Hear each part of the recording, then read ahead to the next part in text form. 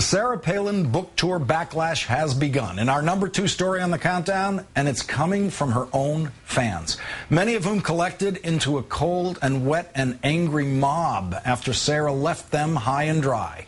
And now Palin has released a statement addressing the problem. The Alaska blogger has been continuing her book tour in friendly Republican counties in red states and battleground states, but there was a major hitch in the town of Noblesville, Indiana. Hundreds of people waited up to 9 hours on a cold and rainy day with their books and wristbands, which were supposed to guarantee them that precious 10 seconds of FaceTime with Ms. Palin. But more than 100 of them were left with nothing and no explanation, so they gathered outside her bus.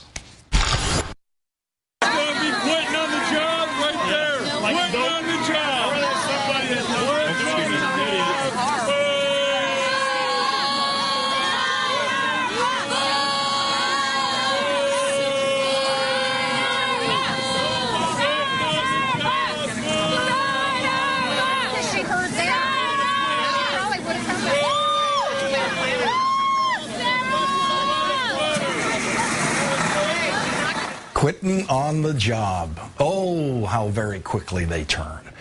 The anger also made its way onto Ms. Palin's home turf. That would be Facebook. From Tina H.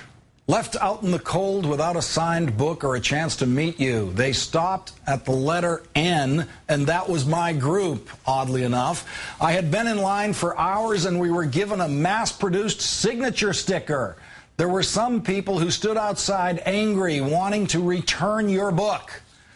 From Jordan, I just spent 9 hours of my day, $40 of my hard-earned money on 2 of your books, and took the whole day off work to watch you jump on a bus and throw a half-hearted wave to the crowd you were avoiding.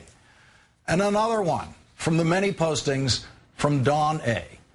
Too bad I was palinated today in Noblesville.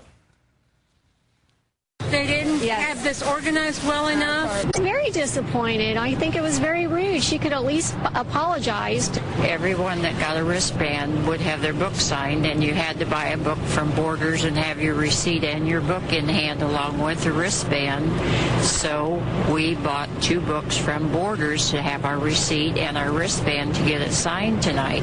So my books are going back to Borders tomorrow. My kids were crying. They went home with my wife. She was out here in the freezing cold all day. I feel like I don't want to support Sarah. What the palinated got was this, a postcard with her signature on it. And breaking news, a statement from Sarah Palin posted on her Facebook page. It reads in part, I've been told that yesterday there were supporters in Noblesville who stood in long lines for hours in the cold and rain, and the book signing event ended without a chance to say hello to everyone who showed up. I am so sorry. We are working on a solution for those who were left behind. I apologize. Let's bring in Democratic strategist Chris Kofinas. Good evening, Chris. Good evening, Lawrence. Chris, she's been told that people were outside her bus screaming and yelling, as you just saw in that video. The bus has windows. Sarah has eyes. Why would she have to be told what was happening outside her bus? I can't imagine why. I mean, clearly she was fulfilling the title of her book by going rogue. But I have to say that the funniest is that Facebook post where they ended at the letter N. There are just too many jokes in my head. I think it's going to explode. I mean, the reality here is, and to be serious about it, if she really has, presidential ambitions and the idea of building a political movement, you do not do it this way. It's probably the worst thing you can do, because these events, as small or anecdotal as they may be, end up becoming much bigger, as you see. And that is just a terrible statement, I think, about her planning, let alone what she really thinks about the so-called supporters that she's out there trying to covet. And even if she had many more satisfied book customers than unsatisfied book customers, the video is going to pick up that dissatisfied book customer, and it's going to be shown to thousands and thousands, if not millions, certainly millions of other possible Palin supporters out there who are wondering, what is this? She made a deal with these people, they got their wristbands, and she she quit on them, just like she quit on the governorship. It just shows an incredible lack of preparation. These kind of tours, if you will, whether it's a book tour or a political campaign or some kind of strange hybrid, there is a lot of logistics that go into it and a lot of planning. Clearly that was not done.